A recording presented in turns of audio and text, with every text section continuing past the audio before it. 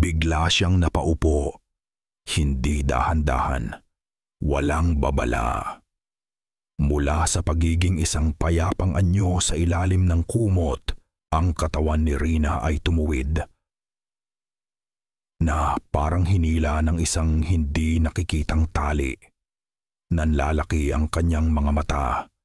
Ngunit hindi ito nakatingin kay Leo.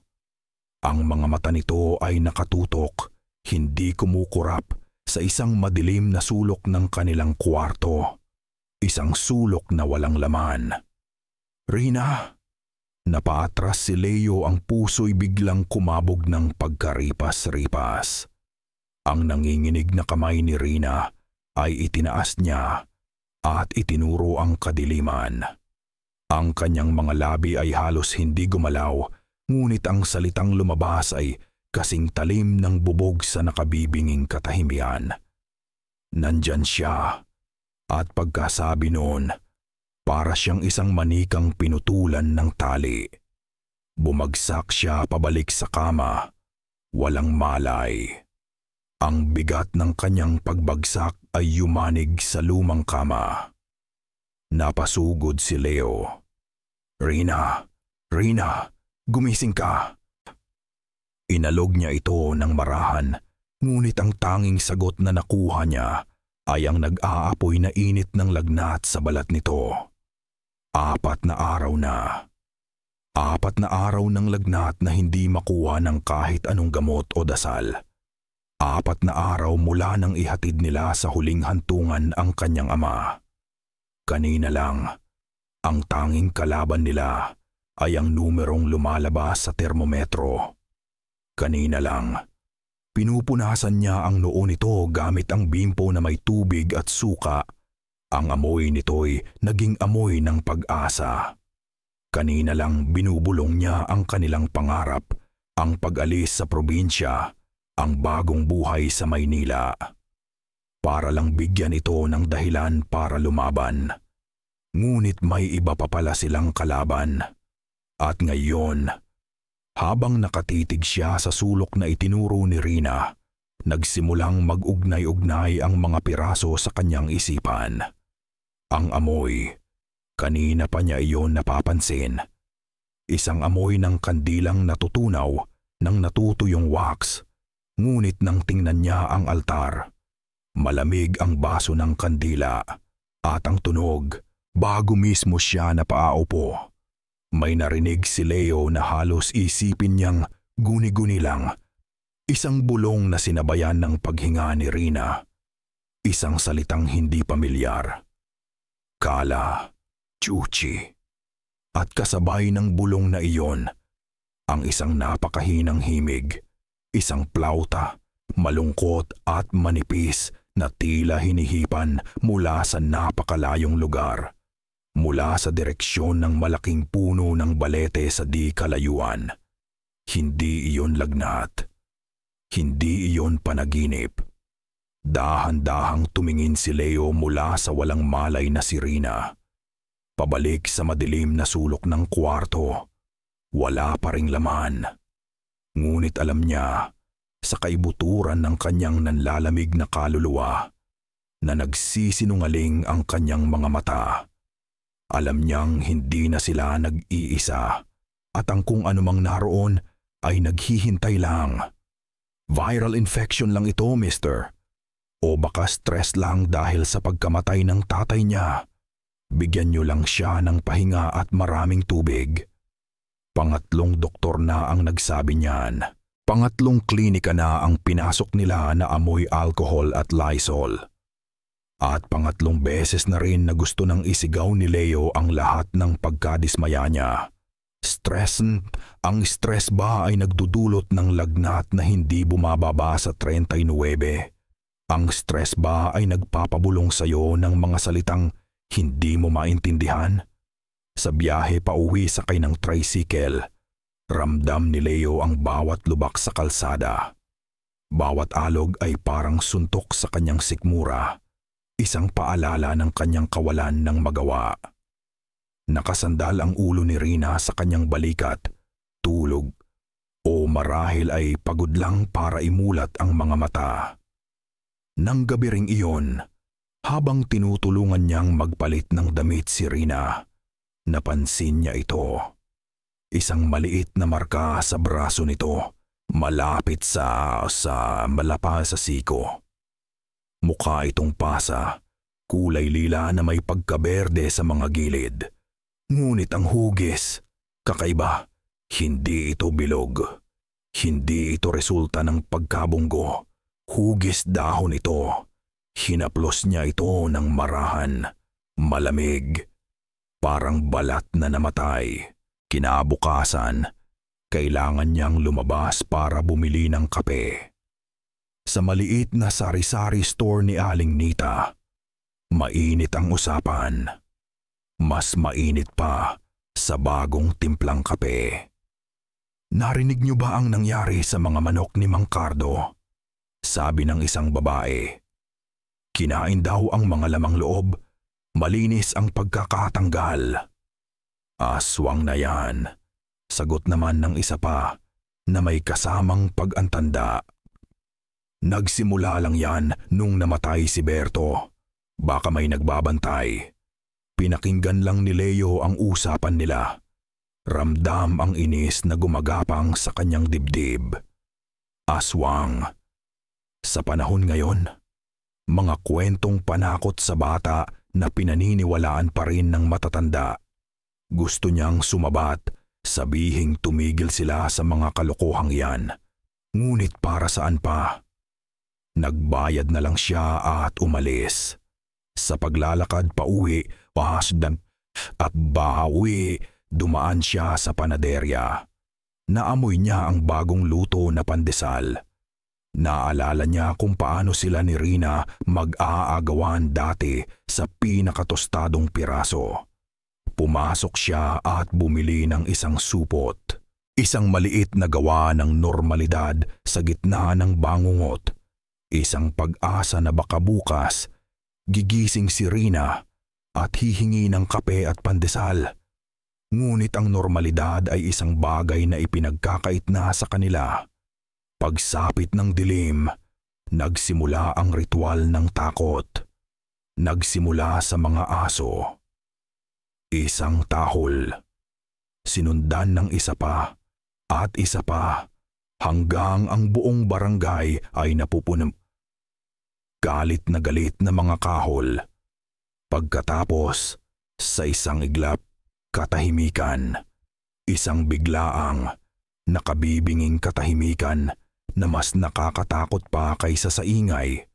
At pagkatapos ng katahimikan, ang tunog. Isang mahinang kaluskos. Dito unang narinig ni Leo iyon. Tunog ng mga kuko sa kanilang bubong na yero. Marahan, maingat, naglalakad, pabalik-balik, para bang may sinusukat, para bang may hinahanap. Hindi na makatulog si Leo. Bawat gabi, pareho ang nangyayari. Ang mga aso, ang katahimikan, ang mga kuko sa bubong. Hindi niya ito sinasabi kay Rina. Ayaw na niyang dagdagan pa ang takot nito. 11 gabi, 3:17 ng madaling araw. Nagising si Leo sa tunog ng plauta.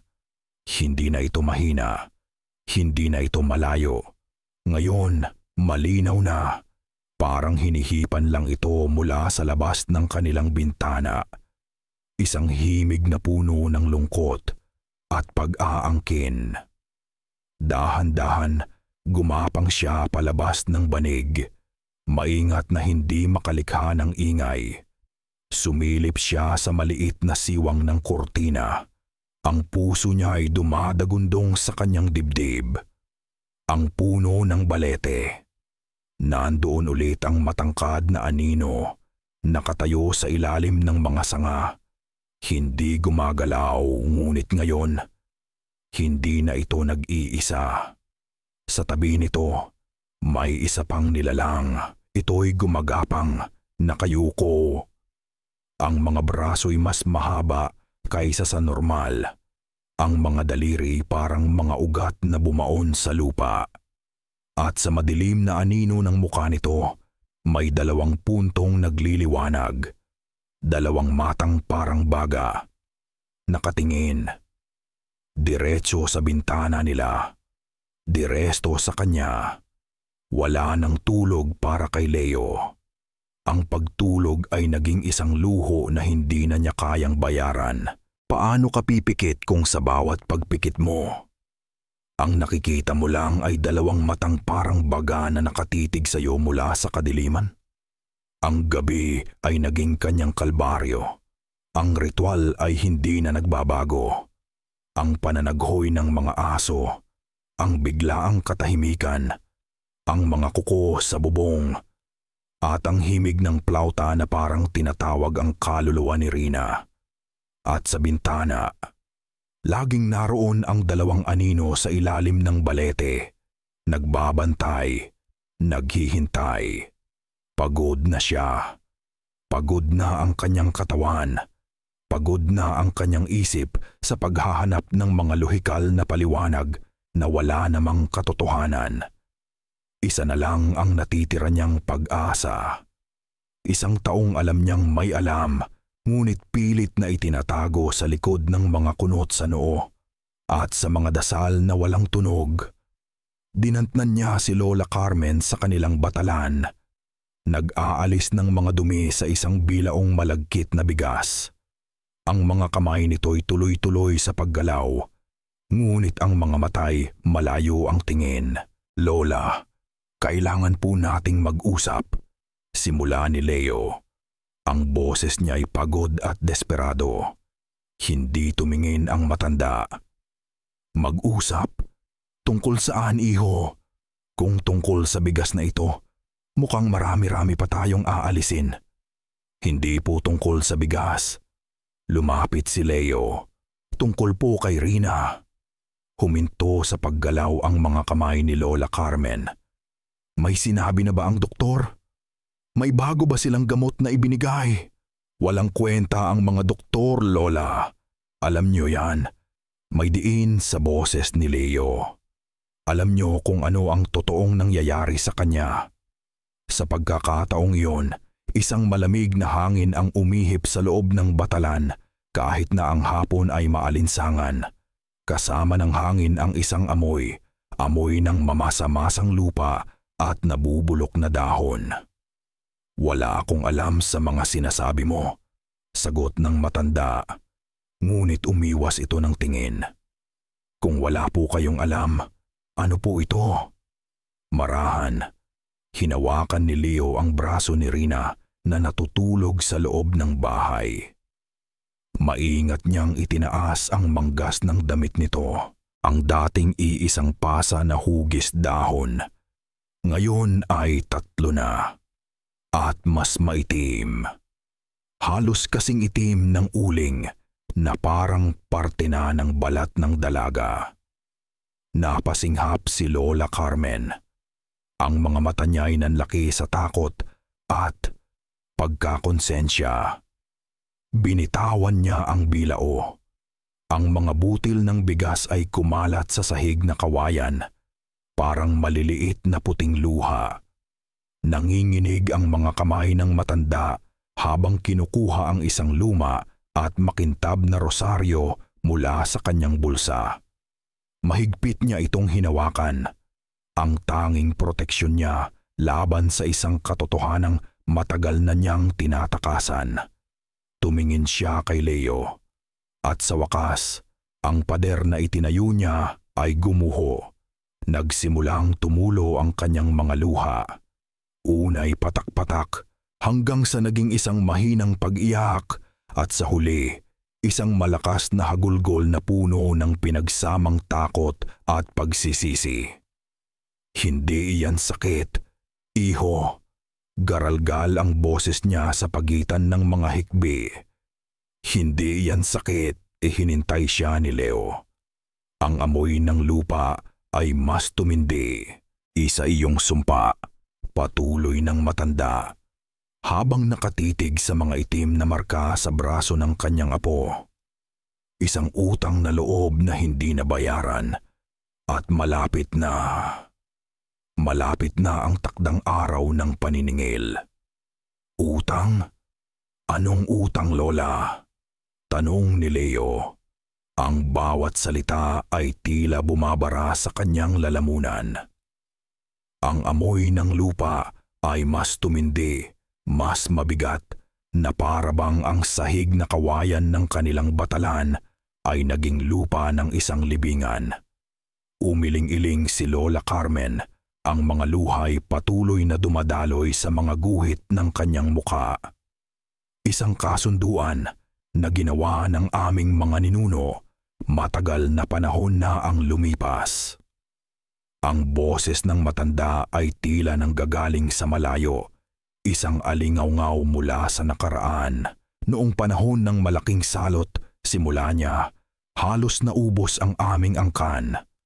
Sa gitna ng desperasyon, ang ninuno nating si Inga ay tumakbo sa ilalim ng puno ng balete. Nagmakaawa siya, nag-alay siya, humingi siya ng buhay sa engkantong nakatira doon. Nakinig si Leo. Ang kanyang modernong isipan ay pilit na nilalabanan ang bawat salita, ngunit ang kanyang puso ay alam na totoo ang lahat. At pinakinggan siya, patuloy ni Lola Carmen. Tumigil ang salot, gumaling ang mga may sakit, ngunit ang bawat himala ay may katumbas na kabayaran. Ang pangako, kapalit ng buhay ng buong angkan, ay ang kaluluwa ng isang babaeng supling pagdating ng takdang panahon. Parang sinampal si Leo ng katotohanan. Si Rina, tumango ang matanda, ang muka'y basang-basa ng luha. Ang sumpa ay natutulog. Naghihintay lang ito ng panggising, ang pagkamatay ng isang kadugo, ang pagkamatay ni Berto. Iyon ang gumising sa kasunduan. At ang ika-40 araw ng kanyang pagluluksa, iyon ang huling araw ng paniningil. 40 araw. Biglang nagkaroon ng numero ang kanilang bangungot.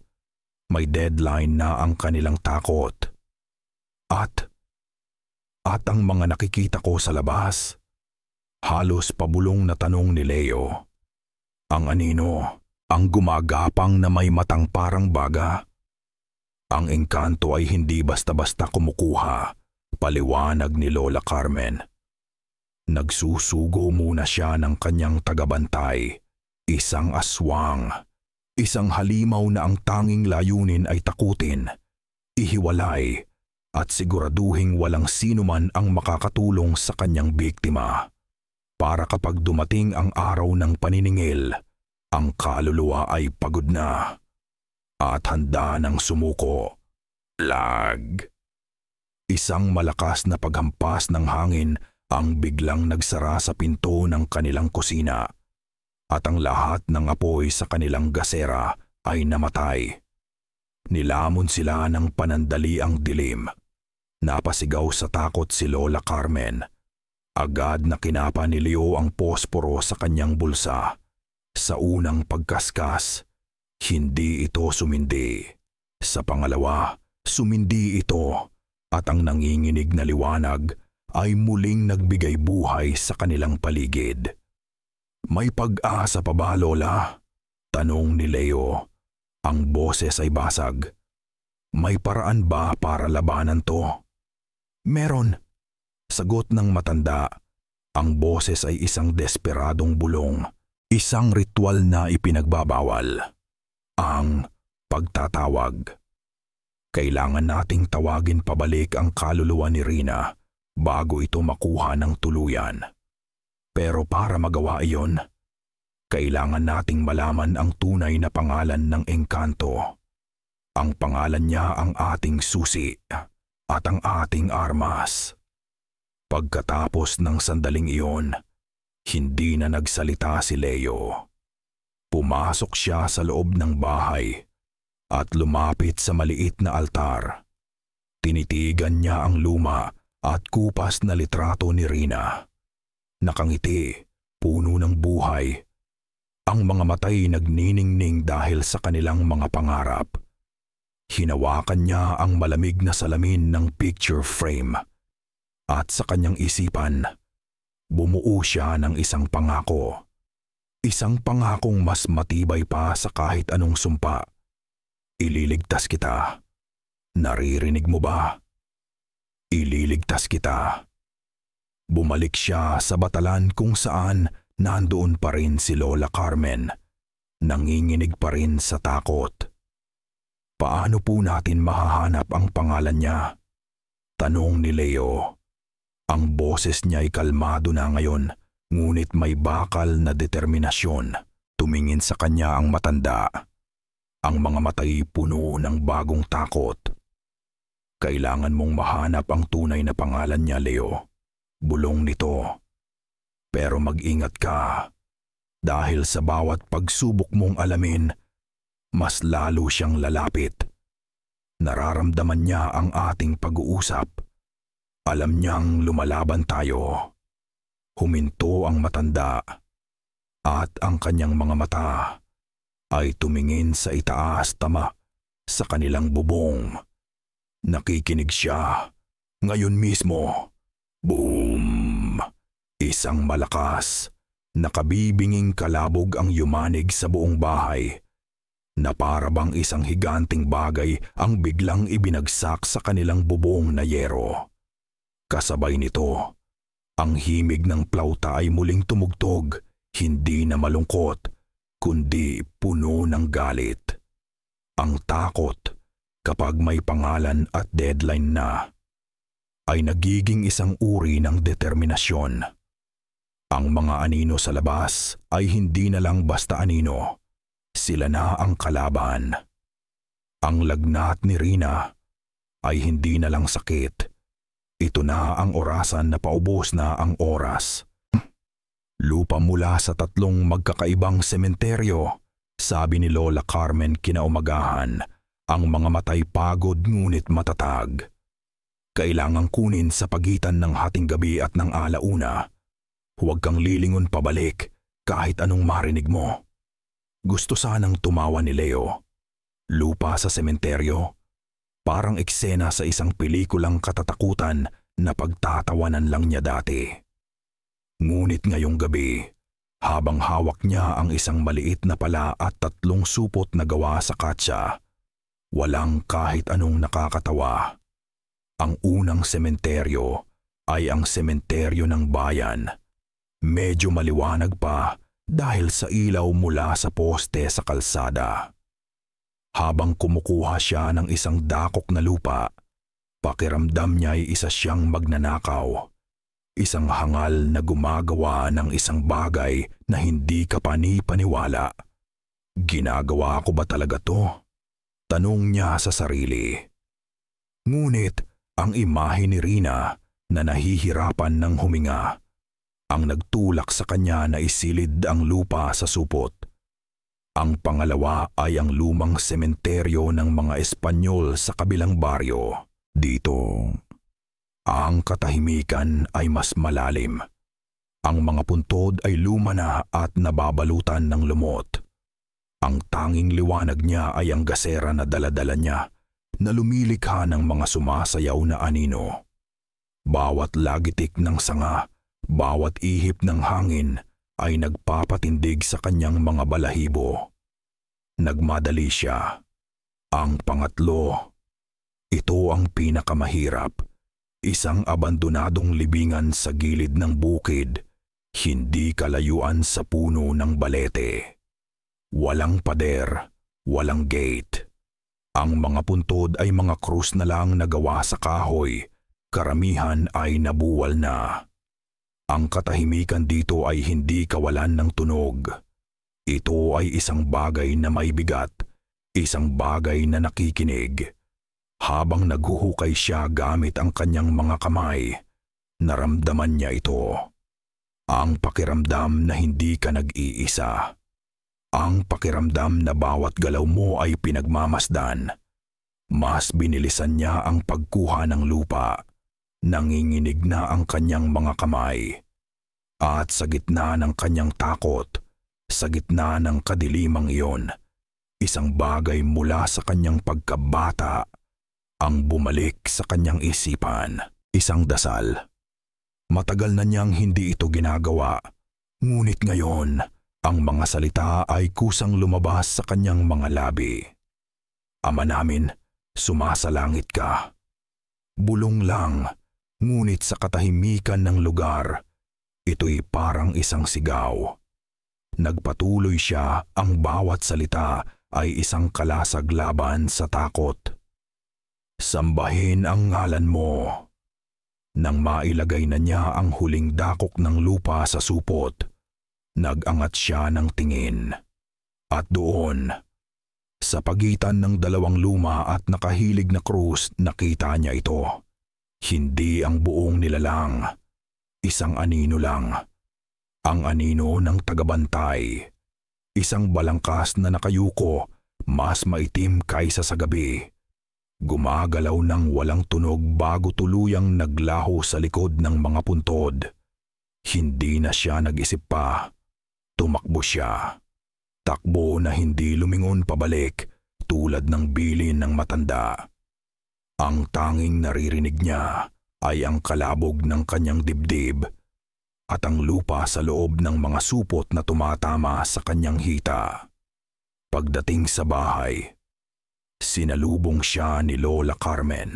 Hingal na hingal siya, ngunit ipinakita niya ang 3 supot. Isang maliit na tagumpay. Inilapag niya ang mga ito sa tabi ng altar. Sa wakas, isang sandali ng kapayapaan. Pakiramdam niya'y ligtas na sila sa loob ng bahay. Pagod siyang lumapit sa bintana para sana isara ito. Ngunit napahinto siya. Dahil sa hamog na nabuo sa salamin dala ng lamig ng gabi, may nakasulat. Hindi ito inukit. Hindi ito isinulat ng daliri. Para itong isinulat gamit ang isang hiningang napakalamig. Isang salita. Akin. 10 araw na lang. Ang salitang akin na nakasulat sa bintana ay nag-iwan ng isang pilat sa isipan ni Leo. Hindi na ito ito isang laban sa malayo. Ang kalaban ay nasa kanilang pintuan na, humihinga sa kanilang mga batok. Ngunit may nagbago rin kay Rina. Ang dati tahimik at halos walang malay na paghiga, ngayon ay napalitan ng mga sandali ng pagkabalisa. Madalas siyang gumagalaw, bumubulong ng mga salitang putol-putol, at ang pinaka nakakabahala sa lahat, kung minsan ay tinititigan niya si Leo na para bang hindi siya nito kilala, na may malamig na tingin sa kanyang mga mata. Alam ni Leo na hindi na lang si Rina ang nasa loob ng katawang iyon. Gabi ng ika-30 araw, nakaupo si Leo sa tabi ng kama. Binabantayan ang bawat paghinga ni Rina. Ang paghinga nito ay mababaw at hirap. Paminsan-minsan, may isa pang tunog na sumasabay dito. Isang mabigat at malamig na paghinga na tila nagmumula sa tabi mismo niya kahit wala namang ibang tao sa silid. Bigla, gumalaw ang mga daliri ni Rina. Hinanap nito ang kamay ni Leo. Nang maglapat ang kanilang mga balat, naramdaman ni Leo ang isang kakaibang lamig mula sa dalaga. Ngunit ang pagkakahawak nito, mahigpit, desperado. Leo! Napatuwid ng upo si Leo. Ang boses na iyon, mahina at garalgal, pero iyon ang boses ni Rina. Ang totoong Rina. Rina? Nandito ako. Anong kailangan mo? Sinubukan nitong magsalita, ngunit walang lumalabas. Tila may pumipigil sa kanya mula sa loob. Ang kanyang mga mata ay puno ng pagmamakaawa. Itinaas niya ang nanginginig niyang kamay at gamit ang kanyang hintuturo, sinubukan niyang gumuhit sa palad ni Leo. Ang una niyang iginuhit ay isang arko, isang kalahating bilog, isang buwan. Pagkatapos, sa ilalim nito, Gumuhit siya ng isang patayong linya na may mga sanga sa gilid. Isang dahon, isang pinagsamang buwan at dahon. Tinitigan ito ni Leo, pilit na inuunawa ang kahulugan, isang simbolo, isang pahiwatig. Anong ibig sabihin nito, Rina? Muling ibinuka ni Rina ang kanyang bibig. Sa pagkakataong ito, may lumabas na tunog. Isang pantig. Pagkatapos, isa pa. Puno ng hirap na para bang inaakyat niya ang isang bundok para lang makapagsalita. Pagod na pagod. Ang kanyang mga mata ay muling pumikit. Ang kanyang pagkakahawak sa kamay ni Leo ay lumuwag.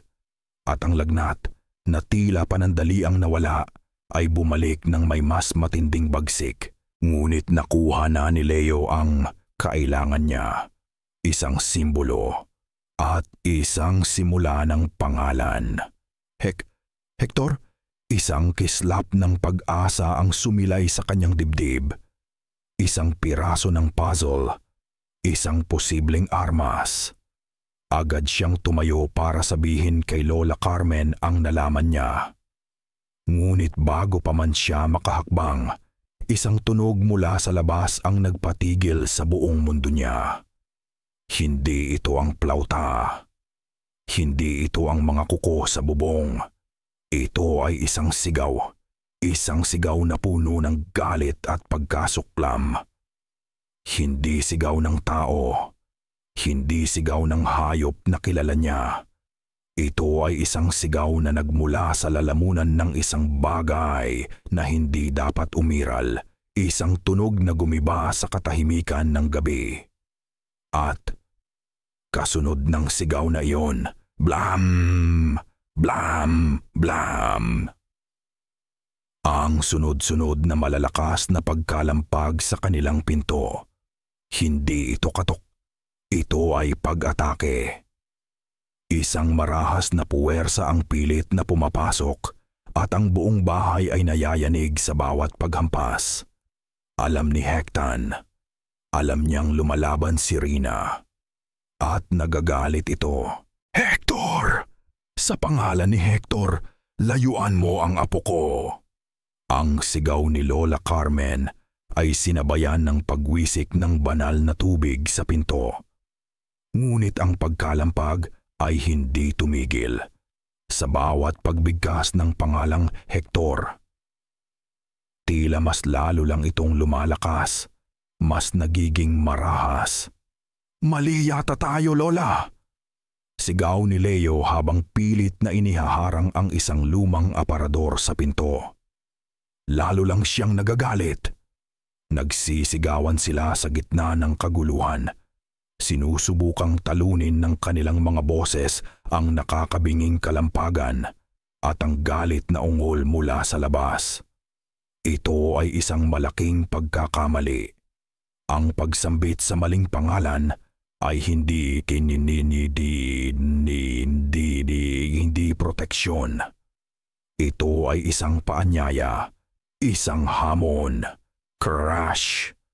Ang tunog ng nababasag na salamin mula sa kusina ay nagpatigil sa kanilang lahat. Ang pagkalampag sa pinto ay huminto. Katahimikan. Isang katahimikan na mas masahol pa. Dahil alam nila, nakapasok na ito. Sa kwarto, bilis ni! Utos ni Lola Carmen. Tinulak si Leo papunta sa silid kung nasaan si Rina. Isinara ni Leo ang pinto ng kwarto at agad na ikinandado. Narinig nila ang amoy. Isang masangsang na amoy ng sariwang dugo at nabubulok na laman. Sumunod ang tunog. Isang mabagal, mabigat na paglakad sa sahig na kahoy ng kanilang sala. Hindi ito nagmamadali. Alam nitong wala silang matatakbuhan. Bawat yabag ay sinadya para marinig nila. Bawat yabag ay isang pagpapahayag ng kapangyarihan. Napasandal si Leo sa pinto. Ang puso niya ay gustong kumawala sa kanyang dibdib. Si Lola Carmen ay niyakap ng mahigpit si Rina. na ngayon ay nanginginig sa lagnat at takot, bumubulong ng sunod-sunod na dasal. Sa loob ng kwartong iyon, ang tanging kanlungan nila, tila tumigil ang oras. Tanging ang mga tunog mula sa labas ang nagpapatunay, patunay na ang bangungot ay totoo. Ang paglakad, ang paghinga, isang mabigat at parang sa hayop na paghinga. At ang paghalinghing, isang tunog ng gutom at pananabik. Sinusubukan nitong buksan ang mga aparador. Ibinabagsak ang mga gamit sa kusina. Naghahanap, naglalaro. Tumingin si Leo kay Rina. Nakita niya ang purong takot sa mga mata nito. Kailangan niyang gumawa ng paraan para pakalmahin ito, para iparamdam na nandyan siya. At sa gitna ng sindak, isang alaala ang pumasok sa kanyang isip. Tanda mo pa ba? Bulong niya. Ang boses ay nanginginig. Yung kanta, yung tinuturo sa atin sa eskwela. At nagsimula siyang kumanta. Mahina. Garalgal. Wala sa tono. Ang kantang Bahay Kubo. Isang kanta ng pagkabata o isang kanta ng simpleng buhay. Isang bagay na normal sa gitna ng abnormal na sitwasyon. Bahay Kubo, kahit munti, sa una, nakatingin lang sa kanya si Lola Carmen na para siyang nababaliw. Ngunit nang makita niya ang epekto nito kay Rina, ang unti-unting pagkalma ng panginginig nito, ang pag-focus ng mga mata nito sa mukha ni Leo, sumabay na rin siya sa pagkanta. Ang halaman doon ay sari-sari. Sa loob ng ilang sandali, ang kanilang mga boses, bagamat puno ng takot, ang naging kanilang sandata. Ang kanilang musika laban sa halimaw sa labas. Ngunit ang halimaw ay pagod ng maglaro. Ang paglakad sa labas ay tumigil. Tumigil ito sa tapat mismo ng kanilang pinto. Natahimik sila. Ang kanilang pagkanta ay namatay sa kanilang mga lalamunan. Ang tanging maririnig na lang ay ang mabigat na paghinga mula sa kabilang panig ng pinto.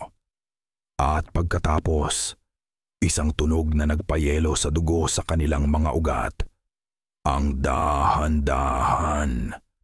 Dahan-dahang pag-ikot ng kanilang doorknob. Click, click, clack. Ang tunog ng doorknob ay umikot ng buo. Ngunit ang kandado, ang luma at kinakalawang na kandado ay kumapit. Isang piraso ng bakal laban sa isang bangungot. Isang nakakabinging katahimikan ang sumunod. Pagkatapos, isang mahinang paghalinghing mula sa kabilang panig ng pinto. Isang tunog ng purong pagkadismaya. At pagkatapos, ang galit.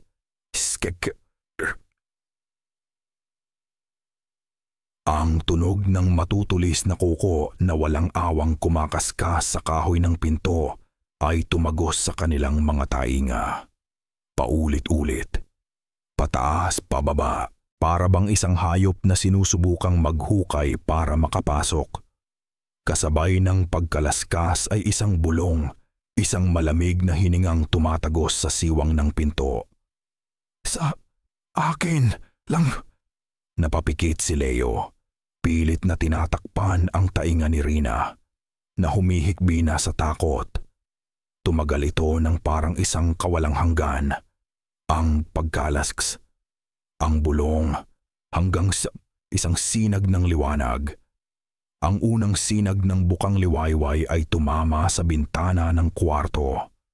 Mula sa labas ng pinto, narinig nila ang isang huling, galit na ungol. At pagkatapos, ang mabilis at mabibigat na mga yabag na papalayo, papalabas ng bahay. At pagkatapos, katahimikan. Ang katahimikan ng umaga. Hindi sila gumalaw ng halos isang oras. Nang sa wakas ay nagkaroon ng lakas ng loob si Leo na buksan ang pinto. Ang kanilang sala ay parang dinaanan ng bagyo. Ang mga upuan ay nakatumba. Ang mga plato ay basag. At sa kanilang pinto may malalalim na kalmot, isang permanenteng paalala ng bisita nila kagabi. Lumipas ang 3 araw sa isang malabong ulap ng takot. Hindi na sila lumalabas ng kwarto. Ang kaunting delata na natitira ang kanilang pagkain. Bawat gabi, hindi na sila inaatake. Ngunit naroon pa rin ang mga tunog. Ang plauti, ang mga aso, ang mga kuko sa bubong. Naghihintay. Pinapagod sila. Sa umaga ng ika-37 araw, tinitigan ni Leo si Rina. Ang balat nito ay halos kasing puti ng kumot. Ang paghinga ay napakahina na. 2 araw na lang. Alam ni Leo na kung hihintayin lang nila ang kamatayan sa loob ng kwartong ito, iisa lang ang magiging resulta. Hindi na tayo pwedeng maghintay dito, Lola. Sabi ni Leo, ang boses niya ay desidido. Mamamatay siya kung maghihintay lang tayo. At ano ang gagawin mo, iho? Sagot ni Lola Carmen, Amayun. Ang pag-asa sa kanyang mga mata ay halos wala na. Saan ka pupunta? Sa pinagmulan ng lahat, sabi ni Leo. Pupuntahan ko ang puno. Wag. Sigaw ng matanda. Hinawakan ang braso ni Leo. Isa iyong pagpapakamatay. Kukunin ka rin niya. Kung iyon ang kabayaran para mailigtas siya, sabi ni Leo. Tinanggal ng marahan ang kamay ng matanda. Gagawin ko.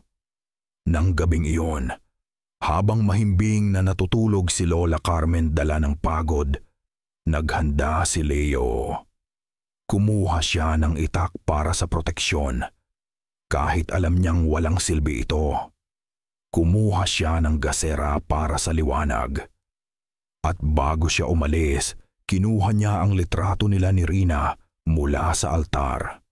Iyon ang litratong kuha noong fiesta. Pareho silang nakangiti. Walang kamalay-malay sa sumpang naghihintay sa kanila. Itinupi niya ito at inilagay sa kanyang bulsa. Ito ang kanyang lakas. Ang paglalakbay papunta sa puno ng balete ay ang pinakanakakatakot na 10 minuto ng kanyang buhay. Pagkalabas niya ng bahay, lahat ng tunog ng gabi, ang mga kuliglig, ang mga palaka, ay biglang tumigil. Isang kumpletong vacuum ng tunog. Ang tanging naririnig niya ay ang sarili niyang paghinga at ang mga yabag niya sa tuyong damo. At pagkatapos, nakita niya ito. Ang puno ay mas malaki at mas nakakatakot sa malapitan. Ang mga sanga nito ay parang mga butuhang kamay na nakaabot sa langit. Ang mga ugat nito ay parang malalaking ahas na gumagapang sa lupa. Ramdam ni Leo ang enerhiya nito. Isang enerhiyang sinauna at masama. Pakiramdam niya ay pinagmamasdan siya ng mismong puno. Gamit ang nanginginig na liwanag mula sa gasera, sinimulan niyang maghanap. Ano ang hahanapin niya? Wala siyang ideya. Kinapa niya ang bawat ugat, hinawi ang mga baging at lumot, nagbabaka sakaling may makitang marka. Halos 1 oras na siyang naghahanap. Ang pag-asa ay nagsisimula ng maglaho. Napaluhod siya sa pagod at desperasyon. Ngunit sa kanyang pagluhod, ang liwanag ng gasera ay tumama sa isang bagay na kakaiba. Isang malaking ugat na halos bumaon na sa lupa. May parte itong patag at natatakpan ng makapal na lumot. Pinalis niya ito. At napahinto siya sa paghinga. Nandoon ito. Ang simbolo na iginuhit ni Rina sa kanyang palad. 1 buwan at 1 dahon, inukit sa bato. Luma na at halos hindi na makita. Puno ng pananabik. Kinapa niya ang ibaba ng simbolo at naramdaman niya ito. Mga ukit, mga titik na hindi pamilyar, baybayin. Ang sinaunang sulat ng kanyang mga ninuno. Dahan-dahan, gamit ang kanyang daliri, sinundan niya ang mga hugis. Binubulong ang mga tunog na natutunan niya sa eskwela. Isa pa. Pinagsama niya. Muli niyang binigkas. Mas malakas, mas malinaw. Hektan. Sa wakas, ang tunay na pangalan. Ngunit sa ilalim nito, may isa pang salita. Mas maikli. Sinundan niya ulit ang mga ukit.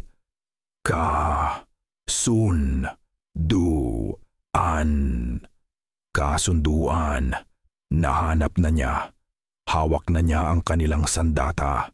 Ngunit sa sandaling iyon ng tagumpay, isang malamig na hangin ang umihip mula sa puno na may kasamang isang bulong na tila galing sa bawat dahon at sanga. Isang bulong na alam na niya kung kaninong pangalan ang tinatawag. Leo. Ang bulong ay hindi lang basta tunog. Ramdam ito ni Leo sa kanyang mga buto. Nanggaling ito sa lahat ng direksyon. Mula sa mga dahon sa itaas, sa mga ugat sa ilalim ng lupa, sa hangin na humahaplos sa kanyang batok. Alam ni Hektan. Alam niyang nahanap na ni Leo ang kanyang pangalan. Hindi na siya nagsayang ng oras. Tumayo siya at tumakbo pabalik sa bahay. Hawak-hawak ang pangalan sa kanyang isipan na parang isang basong babasagin. Ang pangalang Hektan, ang salitang kasunduan. Pagdating niya sa bahay, nadatnan niyang gising si Lola Carmen.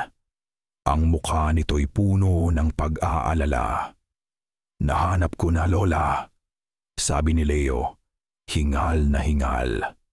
Ang pangalan niya, Hektan, o isang munting kislap ng pag-asa ang sumilay sa mga mata ng matanda. Ngunit agad din itong napalitan ng bagong takot. "Kung nahanap mo na, bulong nito. Ibig sabihin, alam na rin niya. At hindi siya papayag na gamitin natin yon, at tama ang matanda. Ang bahay na dati nilang kanlungan ay hindi naligtas. Nagsimula ito sa mga maliliit na bagay. Ang pinto sa kusina ay ayaw magsara. Paulit-ulit itong bumubukas ng kusa kahit anong pilit nilang isara. Ang ilaw sa kanilang sala ay patay-sindi na para bang may naglalaro sa switch. Ang mga anino sa dingding na nililikha ng kanilang gasera ay tila gumagalaw at nagbabago ng hugis kahit wala namang gumagalaw na tao. Pagkatapos, nagsimula ang mga bulong. Hindi na ito ang halinghing ng tagabantay. Ito ay isang boses na malinaw at nakakabighani, tila kayang tumagos sa bunggo at direktang bumulong sa iyong isipan. "Leo," tawag ng boses, "bakit mo pinapahirapan ang sarili mo? Bakit mo pinapahirapan si Rina?" Napatakip ng tainga si Leo, ngunit walang silbi. Ang boses ay nasa loob na ng kanyang ulo. "Ibigay mo na lang siya sa akin," patuloy ng boses, malambing at mapangakit. "Tatapusin ko ang kanyang paghihirap. At ikaw, bibigyan kita ng buhay na gusto mo. Kayamanan, kapangyarihan, lahat ng pangarap mo sa Maynila. Tutuparin ko. Isang salita mo lang." "Huwag kang makinig sa kanya, iho," sigaw ni Lola Carmen, na ngayon ay naglalagay ng mga linya ng asin sa bawat bintana at pintuan. Isang desperadong gawa ng pananampalataya. Panlilin lang yan ng demonyo. Pero ang pinakamasaklap na pag-atake ay hindi para kay Leo. "Rina, Apo ko! Nagbago ang boses. Naging boses ito ng namayapang ama ni Rina. Isang perpektong imitasyon na nagpatindig sa balahibo ni Leo. Halika na, anak. Sumama ka na sa akin. Dito wala nang sakit. Wala nang takot. Magkasama na tayo ulit. Nakita ni Leo ang pagbabago kay Rina. Ang blankong tingin nito ay napalitan ng pagkalito at pananabik. Sinusubukan nitong bumangon. Sinusubukan nitong sundan ang boses na tumatawag sa kanya. Rina, wag! Sigaw ni Leo. Niyakap ito ng mahigpit. Huwag kang maniwala dyan. Hindi siya ang tatay mo. Ito ang kanilang huling gabi. Ang gabi ng 39 na araw. Ang bisperas ng katapusan. Kailangan lang nilang malampasan ang gabing ito. Kailangan lang nilang umabot sa susunod na gabi para gawin ang ritual. Habang papalalim ang gabi, mas tumitindi ang psychological warfare ni Hektan. Ang mga anino ay mas nagiging agresibo. Ang mga bulong ay mas personal, binabanggit ang bawat lihim at takot ni Leo. Hanggang sa, bago maghating gabi, tumahimik ang lahat. Nawala ang mga bulong. Tumigil ang pagpatay-sindi ng ilaw. Ang bahay ay naging tahimik, ngunit ang katahimikang ito ay mas mabigat, mas puno ng panganib. Tumingin si Leo kay Rina. Nakahiga ito ng payapa, ngunit ang paghinga nito, halos hindi na maramdaman. Isang malamig na hangin ang tila pumapalibot sa kanya. Isang lamig na hindi galing sa labas. Dahan-dahan, iminulat ni Rina ang kanyang mga mata. Tumingin ito ng diretso kay Leo. Ngunit ang mga matang iyon ay hindi na kay Rina. Madilim. Malamig. At puno ng sinaunang kapangyarihan. At nang magsalita ito, hindi ito ang boses ni Rina. Hindi rin ito ang boses ng kanyang ama. Ito ang tunay na boses ni Hektan na lumalabas sa lalamunan ng babaeng pinakamamahal niya. Huli na kayo. Wala nang sumagot kay Hektan. Pagkatapos ng mga salitang iyon na binitawan gamit ang bibig ni Rina, isang kumpletong katahimikan ang bumalot sa bahay. Isang katahimikang mas mabigat at mas nakakatakot kaysa sa mga sigaw at kalabog. Ito na ang huling gabi. Ang gabi ng 40 araw. Ang paligid sa labas ay tila nakikirama. Walang kuliglig, walang tahol ng aso, walang kahit anong ihip ng hangin. Para silang nasa loob ng isang vacuum, isang lugar na kinalimutan ng mundo ng mga buhay. Isang perpektong entablado para sa huling akto. Hindi na natatakot si Leo. Ang takot ay napalitan na ng isang malamig at matigas na bagay sa kanyang dibdib. Isang determinasyon. Tumayo siya at nagsimulang kumilos. Walang salita. Bawat galaw ay may layunin. Kinuha niya ang natitirang asin sa kusina at sa gitna ng kanilang munting sala, gumawa siya ng isang malaking bilog. Maingat, tinitiyak na walang kahit maliit na puwang. Pagkatapos, inilagay niya ang mga sangkap sa loob ng bilog. Ang 3 supot ng lupa mula sa 3 sementeryo na bumuo ng isang trianggulo. Ang prasko ng banal na tubig sa gitna at ang mga dahon ng tanglad na isinabit niya sa bawat sulok ng silid. Ang amoy nito'y isang maliit na panalangin laban sa kasamaan. Nang maihanda na ang lahat, lumapit siya kay Rina na binuhat niya kanina pa at inihiga sa loob ng bilog na asin. Hinawakan niya ang kamay nito. Malamig, halos kasing lamig ng mga pasa sa kanyang braso na ngayon ay halos itim na sa kulay. Rina, bulong niya, Ang boses ay para lang sa kanilang dalawa. Lalaban tayo ha? Ito na yon. Isang huling laban. Yumuko siya at hinalikan ito sa noo. Pero kung anuman ang mangyari, gusto kong malaman mo na mahal kita at hindi ko kailanman pinagsisihan ang lahat. Ito ay isang pangako at isang paalam. Tumayo siya at lumapit kay Lola Carmen na tahimik na nakaupo sa isang sulok, mahigpit na hawak ang kanyang rosaryo. Kinuha ni Leo ang kamay ng matanda at dinala ito sa kanyang noo. Nagmano siya. Isang kilos ng paggalang, isang pagkilala sa lahat ng tradisyon at pananampalatayang minsan niyang tinalikuran. Ngunit ngayon ay kanyang tanging kinakapitan. Gabayan ka nawa ng Diyos at ng mga ninuno nating lumalaban pa rin, bulong ng matanda. Ang mga matay puno ng luha at pananampalataya. Tumingin si Leo sa orasan sa dingding. Ang mga kamay nito ay tila gumagalaw ng napakabagal. 11:55, 11:56, 11:58, 11:59. Oras na. Pumasok si Leo sa loob ng bilog. Umupo siya sa sahig, kaharap si Rina. Ang tanging liwanag nila ay ang liwanag mula sa isang gasera na inilagay niya sa labas lang ng bilog. Sa kanyang isipan, inulit-ulit niya ang pangalan. Hektan, Hektan P. Hektan. Huminga siya ng malalim.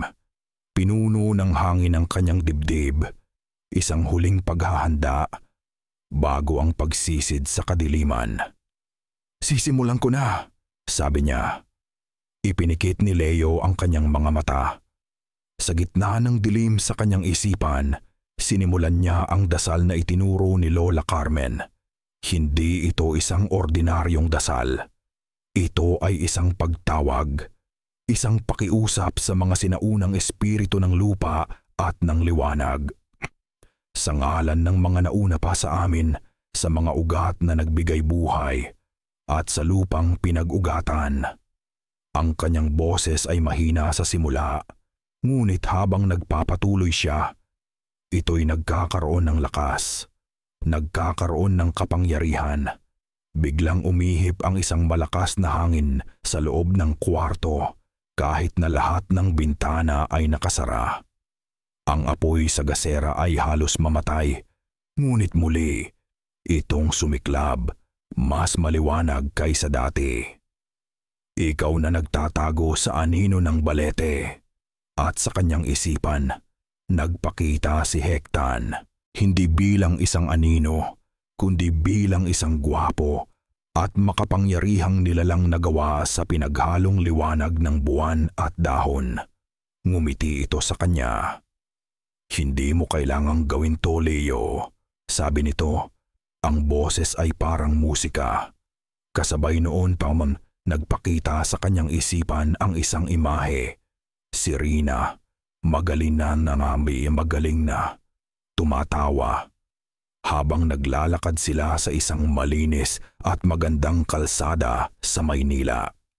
Ang buhay na pinapangarap nila. Sumuko ka na, at lahat ng ito ay magiging sayo. Hindi pinansin ni Leo ang tukso. Mas nilakasan niya ang kanyang boses. Ikaw na nangako ng buhay kapalit ng isang kaluluwa. Mula sa labas, narinig nila ang galit na sigaw ng tagabantay. At pagkatapos, ang malakas na pagkalampag. Hindi na sa pinto, kundi sa mga dingding na gawa sa sawali. Pilit nitong ginigiba ang buong bahay para lang makapasok. Ikaw na ang pangalan ay nakaukit sa bato at kasunduan. Sa kanyang isipan, ang imahe ni Rina na magaling na ay biglang napalitan ng imahe ng kanyang mga magulang na matagal nang pumanaw. Nakangiti sila sa kanya. Sumama ka na sa amin na anak, sabi ng boses ng kanyang ina. Tapos na ang paghihirap mo. Isang luha ang tumulo mula sa mata ni Leo. Ang sakit, ang pangungulila. Halos bumigay siya. Ngunit sa gitna ng kaguluhan, nakita niya ang isang bagay na totoo. Isang luha na tumulo rin mula sa mga mata ni Rina na nakapikit pa rin. Isang senyales. Nandoon pa siya, lumalaban pa siya, Iyon ang nagbigay sa kanya ng lakas. Tumayo siya. Ang lupa mula sa mga sementeryo ay nagsimulang umusok. Ang banal na tubig ay nagsimulang kumulo. Inipon niya ang lahat ng kanyang lakas, lahat ng kanyang pagmamahal, lahat ng kanyang galit at isinigaw ang pangalan sa paraan na yumanig sa pundasyon ng bahay at ng kaluluwa ng engkanto. Hektan, tinatawag kita sa iyong tunay na pangalan. Ang hangin sa loob ng kwarto ay naging isang buhawi. Ang mga dahon ng tanglad ay nangalagas. Ang mga anino ay sumayaw ng may kabaliwan. Tapos na ang kasunduan. Ang utang ay bayad na. Sa kanyang isipan, ang magagandang ilusyon ay naglaho. Ang nakita niya na lang ay ang tunay na anyo ni Hektan. Isang nilalang na gawa sa tuyong sanga at itim na ugat, ang mga matay 2 butas na walang laman. At sumigawi ito sa galit. Malaya na si Rina. Isang nakakasilaw na puting liwanag ang biglang pumuno sa buong silid na parabang isang kidlat ang tumama sa loob mismo ng kanilang bahay. Kasabay nito, isang nakakabinging sigaw ang narinig nila. Isang pinaghahalong sigaw ng galit ni Hektan at ng sakit ng tagabantay. Pagkatapos, katahimikan. Ang liwanag ay nawala. Ang hangin ay huminto. Ang bahay ay tumigil sa pagyanig. Bumagsak si Leo sa sahig. Ang lakas ay tuluyang naubos sa kanyang katawan. Pagod. Hapo. Ngunit buhay. Dahan-dahan, iminulat niya ang kanyang mga mata. At ang unang nakita niya ay ang mukha ni Rina, na ngayon ay nakadilat na at nakatingin sa kanya. Ang lamig sa mga mata nito ay wala na. Ang kadiliman ay naglaho na. Ang nakita niya lang ay ang pagkalito at pagkilala. Leo, tanong nito. Ang kanyang pangalan sa kanyang sariling boses. At para kay Leo, iyon ang pinakamagandang tunog sa buong Sansinukob. Ang unang sinag ng araw ay pumasok sa mga butas ng kanilang dingding na sinira ng tagabantay. Ang liwanag ay hindi pa kailanman naging ganito kaganda. Sumikat ang araw at kasama nito ang katiyakan na tapos na ang lahat. Wala na ang sumpa. Ngunit ang tagumpay ay may iniwang mga pilat. Ang kanilang bahay ay isang anino na lang ng dati nitong itsura. Ang sala ay puno ng mga basag na gamit at tuyong dahon. Ang bilog na asin ay naging itim na parabang sinunog. Si Lola Carmen na nakaligtas sa gabi sa pamamagitan ng pagtatago sa ilalim ng kanilang altar ay sobrang nanghina. Tila 10 taon ang itinanda nito sa loob lang ng isang gabi. At si Rina, gising na siya. Ang lagnat ay wala na. Ang mga pasa sa kanyang braso ay naglalaho na, nag-iiwan ng mga markang parang mga lumang peklat. Nakakausap na siya. Naaalala na niya ang lahat. Ngunit may isang bagay na nawala. Isang kislap sa kanyang mga mata. Minsan, kapag kinakausap siya ni Leo, tumatagos lang ang tingin nito. Tila may isang piraso ng kanyang kaluluwa na naiwan sa kadiliman. Isang presyo na kailangan nilang bayaran para sa kanyang kalayaan. Sa loob ng 1 linggo, tinulungan sila ng mga kapitbahay na ayusin ang bahay. Ang tsismis tungkol sa aswang ay biglang nawala. Si Mang Cardo ay hindi na nawalan ng mga manok. Ang mga aso sa gabi ay tahimik na. Bumalik sa normal ang lahat. Ngunit para kina Leo at Rina, wala nang babalikang normal. Isang hapon, habang nakaupo sila sa labas ng kanilang inayos na bahay, pinapanood ang paglubog ng araw, nagsalita si Leo. "Aalis na tayo," sabi niya. Hindi ito isang tanong, ito ay isang pahayag. Tumingin sa kanya si Rina. At sa unang pagkakataon sa loob ng maraming araw, isang maliit, pilit na ngiti ang gumuhit sa kanyang mga labi. Isang napakaliit na ngiti, ngunit para kay Leo, iyon ay parang pagsikat ng araw. Tumango ito. Nagsimula silang mag-impake. Kaunti lang ang kanilang gamit. Mga damit, ilang gamit sa kusina, at ang mga pangarap na minsan nang ninakaw sa kanila.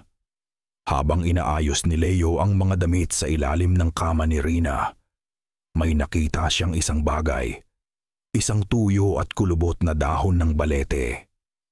Saan ito nanggaling? Marahil ay naipasok lang ng hangin kagabi.